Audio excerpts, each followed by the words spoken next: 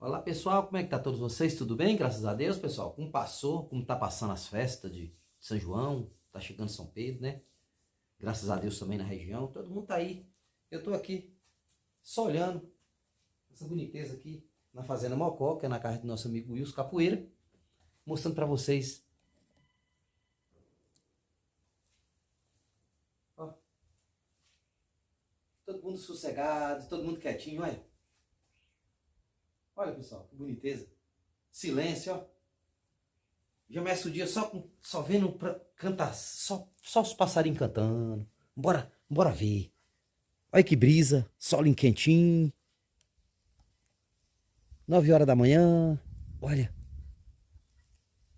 vamos ver a fogueirinha do nosso amigo Wilson.